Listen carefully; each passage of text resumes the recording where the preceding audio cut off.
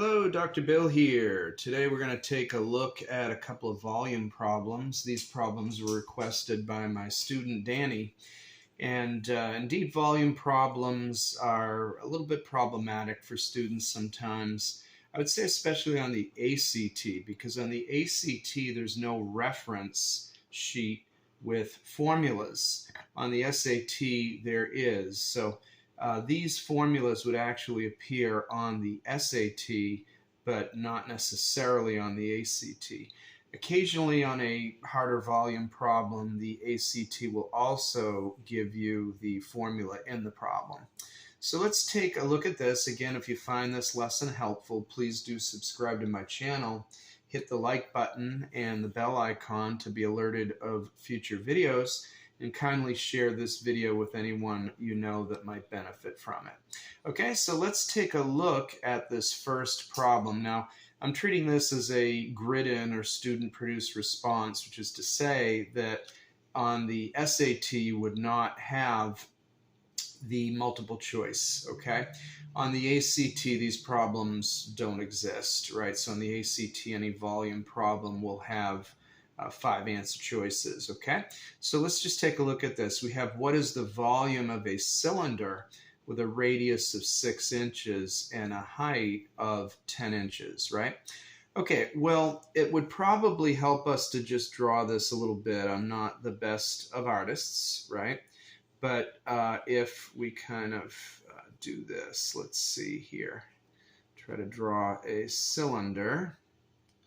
There we go. Okay, and then let's say this is the center of the circle, right? And maybe we can do that as well, help us visualize. Okay, now a cylinder is simply a circle with height. That's all it is, right? And so if we remember that the area of a circle equals pi times the radius squared, right? For this cylinder, we see that the radius is 6, so we can just label that. And now let's plug 6 into our formula here, and we get pi times 6 squared, which is 36 pi. Okay? All right, now we know the height is 10. Kind of draw this, okay, again, and that's the height. Now here, the formula for the volume of a cylinder is simply the area of the circle times the height, right? So we'd say here pi r squared times height equals, as we say here, 36 pi times the height, which is 10. So then the volume of this cylinder is going to be 360 pi cubic inches, right? And on the grid-in, you wouldn't, need to, do anything with an inch or something. And for pi, what they would have you do is simply multiply the 360 times 3.14, and then just have you grid that if this again were a grid-in, okay? All right, I hope that was helpful to you. Let's take a look at a harder problem. And this says a right square pyramid has a volume of 324 cubic centimeters. If its height is 12 centimeters, what is the measure of one side of the base? Okay. All right, now again, on the ACT, they may or may not provide you with a formula. On the SAT, they would, right? But here, the formula for a pyramid, right, is 1/3 times length times width times height, okay? Now here, what we see is that this is a right square pyramid, right? So a right square pyramid will have a base that's a square, which is equal on all sides, right? So in essence here, the length and the width will be the same, okay? And the way that we would want to do this is, I think, to back solve, right? So here we have 324. And let's see if this one works. Now, when we back solve again, we want to choose either B or C as our first number. So if we choose B here and it works, we're done. If B is too big, then we just put A and we're also done. If B is too small, then we would try one of these other two, options.